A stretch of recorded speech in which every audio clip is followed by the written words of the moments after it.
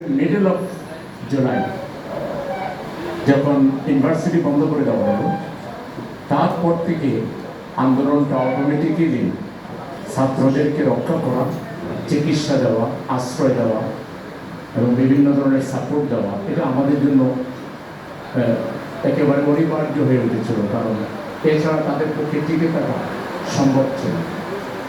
সঙ্গত কারণেই আমরা সেই থেকে সিরিয়াসলি ইনভলভ এবং আমরা আমাদের জীবনকে ঝুঁকির মুখে ফেলে আমরা প্রতিনিয়ত এই সংগ্রাম নিয়ে ভাবতাম, বসতাম, আলোচনা করতাম, কাজ করতাম এবং বলা যায় আলটিমেটলি ফাইনালি এটা আওয়ামী লীগ ভার্সেস আমাদের কেন্দ্রিক জিনিসটাকে রোধ দেওয়া হয়েছিল, আমাদেরকে নিষিদ্ধ করার মধ্যে যে আন্দোলন জামাত চালাচ্ছে।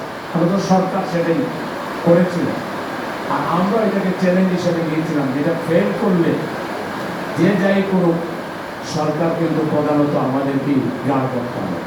অতএব সরকারকে গাড় করার সুযোগ না দেওয়া, সরকারকে যদি কালো সালামা বলে দেওয়া যায় তাইলে বেশি ভালো হয়। এই জন্য আমরা আমাদের জীবন বাজি রেখে স্বয়নে স্বপনে এবং সার্বিক চেষ্টার মাধ্যমে আমরা এই সরকারের বিদায়ের ব্যাপারে অগ্রণী ভূমিকা পালন করেছিলাম আলহামদুলিল্লাহ। এবং আমরা জুলাই যোদ্ধাদেরকে, জুলাই সংগ্রামকে মনে প্রাণে ধারণ করি, তখনও করেছিলাম, এখনও করি, ভবিষ্যতেও করি।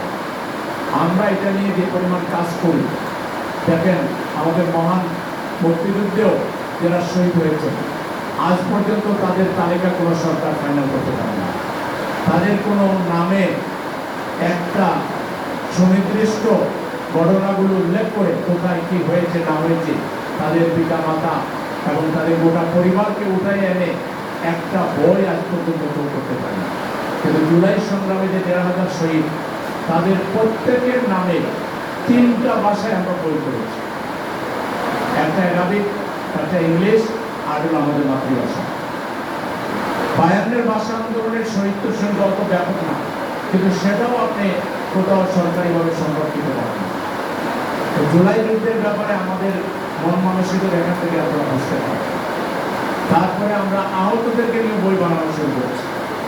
আমরা এই জুলাই সংগ্রামের প্রত্যেকটা ইভেন্টকেই ধারণ করব, সংরক্ষণ করব এবং জুলাই শহীদ পরিবারকে পুনর্বাসন, আহত যোদ্ধাদের পুনর্বাসন এবং তাদের কর্মসংস্থান, তাদের চিকিৎসা, এগুলো আমাদের কর্তব্য হিসেবে আমরা নিয়েছি, আমরা করে যাচ্ছি এবং আমরা করে যাবো ইনশাআল্লাহ।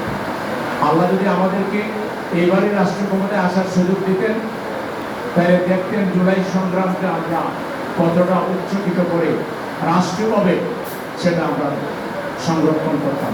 সেই সুযোগটা আমরা পাই নাই।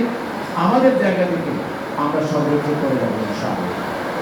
আর আজকে আপনারা কষ্ট করে এসেছেন, আমার কিছু পরিকল্পনা আমি নিয়ে এসেছিলাম, ভবিষ্যৎ পরিকল্পনা। একদিকে বৃষ্টির আওয়াজ আর অন্যদিকে আপনারাও সব প্রস্তুত না যে আজকে ওইগুলো নেওয়ার জন্য, সেজন্য আজকে সেটা দেওয়া থেকে বিরত থাকলেন ইনশাআল্লাহ। অদূর ভবিষ্যতে আমাদের সামনে কি প্ল্যান আছে, যার কিছুটা আমরা বাস্তবায়ন করা শুরু করে দিয়েছি, আর যেগুলো সামনে করবো আমাদের সামনে আবারও দেখে আমরা বসবো, কথা বলবো।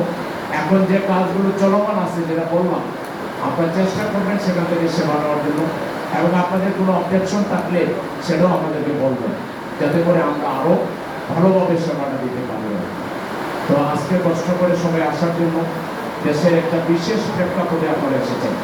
একদিকে সীমান্তে কোটি মানুষকে পোষণ করার জন্য প্রতিবেশী দেশের পক্ষ থেকে আন্তর্জাতিক আইন, নিয়ম, বিধি ব্যবস্থাকে তোয়াক্কা না করে গায়ের দিয়ে বাংলাদেশে পোষণ করার চেষ্টা করা হচ্ছে।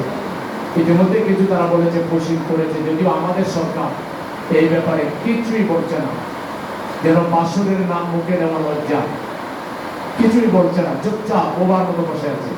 অথচ এই ধরনের ইস্যুতে একটা গণতান্ত্রিক সরকারের দায়িত্ব হলো প্রতিদিন প্রেস রিলিজ করা, প্রতি ঘন্টায় প্রেস রিলিজ করা যে সীমান্তে এটা হচ্ছে, এটা হচ্ছে না, কিন্তু আমরা কিছুই জানতে পারছি না। আমরা কোনো প্রতিবাদ তাদের পক্ষ থেকে সেরকম দেখি নাই যে ভারতীয় কর্তৃপক্ষকে ডেকে তারা কোনো প্রতিবাদ করেছেন বলে। এইটা সমস্যা। অন্যদিকে আপনারা দেখছেন বাংলাদেশের সবচেয়ে বড় বাণিজ্যিক ব্যাংক, ইসলামী ব্যাংকের উপরে দস্যু আক্রমণ করেছে, ডাকাত পড়েছে। এই ডাকাতদের বিরুদ্ধে, দস্যুদের বিরুদ্ধে গ্রাহকরা রাস্তায় আছে, বৃষ্টি বেজে, গরমে এবং নানা পরিস্থিতি মোকাবেলা করে তারা কিন্তু আন্দোলনে আছেন। আমরা এই ব্যাংকের গ্রাহক হিসাবে আমাদের সমর্থন ব্যবসায় আছে। আমরা এই ব্যাংকের ডাকাতদের দখলে যেতে দেব না, দর্শকদের দখলে যেতে দেব না। এটার জন্য আমাদের নিয়মতান্ত্রিক আন্দোলন চূড়ান্ত সফলতা না আসা পর্যন্ত চলবে। একই সাথে সামনে বাজেট, আগামীকালই বোধহয় বাজেট পেশ করা হবে। সেই আমরা যতটুকু টের পাচ্ছি, সেই আপনার দুর্নীতি আর ঋণের বাজেটই আসতেছে। শুধু দলীয় লোকদের পেট কিভাবে মোটা করা যায়, দুর্নীতির মাধ্যমে কিভাবে আখের গোছানো যায় এবং গতানুগতিক বাজেটে আসবে বলে যতটুকু ধারণা পাওয়া যাচ্ছে। এর বিপরীতে জামাত ইসলামী একটা বাজেট দিয়েছে যেটা জনবান্ধব হবে। এই প্রথম ওয়েস্টমিনিস্টার কালচারে বাংলাদেশের প্রধান বিরোধী দল বাজেট পেশের অন্তত 2 দিন আগে তার বাজেট ধারণা পেশ করে বাংলাদেশের মানুষকে পথ দেখাতে পেরেছে, সরকারকে পথ দেখাতে পেরেছে।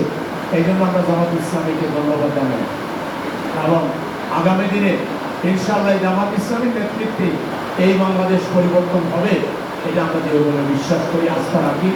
আপনারা সাংবাদিক বন্ধুগণ সজাগ, সচেতন সমাজের অংশ।